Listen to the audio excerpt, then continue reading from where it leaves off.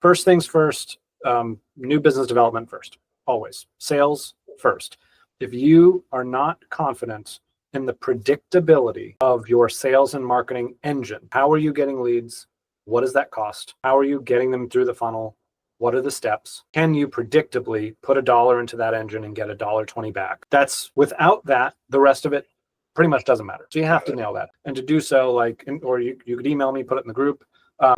Give me your sales and marketing program. What is it? Let's take a look at it together. Let's look at every line item. Let's look at where you're spending your marketing dollars. Let's look at how your people behave when they walk into the store. Let's look at how the sales process works. Let's unpack the entire thing. I'd love to do that with you. That's really important. In the back of your mind, have a plan for if, and I ask this question often, if I dumped double or triple your current revenue into your business today, or told you it was coming in August, what would you do?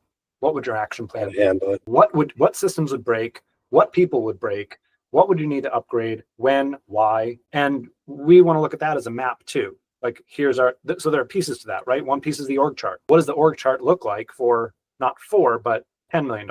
Have you drawn it? If not, we got to do that. What do your processes look like at that? What would break or what would be perfectly fine? And you're like, well, no, that actually isn't a problem. I would just invest in more inventory or whatever. Or would finance break and you couldn't finance the inventory fast enough? That's a problem, right? So we got to sort of identify and prioritize those bottlenecks. That should literally be a map, a plan. The third is in the leadership and the strategic plan of the organization. In other words, you can be an also-ran pool company for the next 10 years and do really well. What do I mean by that? I mean, there could be nothing special about what you do aside from you just execute the basics really well and you'll do fine. But there's probably a bigger opportunity here to be the #1 pool company in your super region or even national. What is that strategy? What's the bigger thing here? If we take all the visors off, right? The horse blinders. If you're just going to put a $100 million company together and sell it in 3 years, that's actually a whole other thing.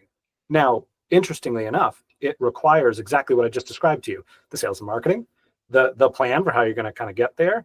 But the third piece I was talking about now is that overarching strategy and vision for what this company is going to look like in 2 years and 5 years. And then as a leader, you've got to go and communicate that to everyone. You have to have your soapbox moment. Hey, I'm tired of being mediocre. Aren't you all? Good. Here's what we're going to do about it. Here's the plan. Here's how I need you all to do this because I'm one guy, can't do it myself. I want to empower you all to bring your ideas for this. Here's the new structure we're going to have. We're going to have a bi-weekly sales meeting to talk about that. We're going to have an operations meeting and we're going to get all your ideas. You get a leadership roll that out with structure, with a plan and with structure.